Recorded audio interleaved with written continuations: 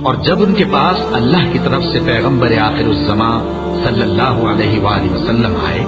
اور وہ ان کی آسمانی کتاب کی تصدیق بھی کرتے ہیں، تو جن لوگوں کو کتاب دی گئی تھی ان میں سے ایک جماعت نے اللہ کی کتاب کو پیٹ پیچھے پھینک دیا،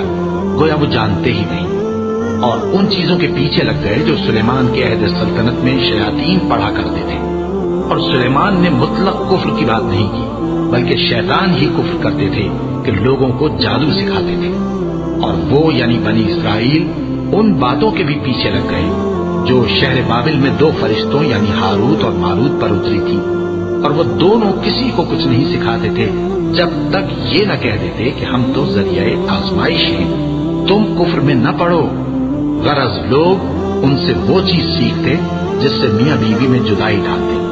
اور اللہ کے حکم کے سوا وہ اس چیز سے کسی کا کچھ بھی نہیں بگاڑ سکتے تھے، اور کچھ ایسے منتر سیکھتے جو ان کو نقصان ہی پہنچاتے اور فائدہ کچھ نہ دیتے،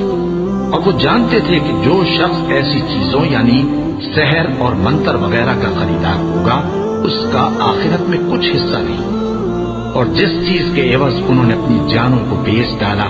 وہ بری تھی،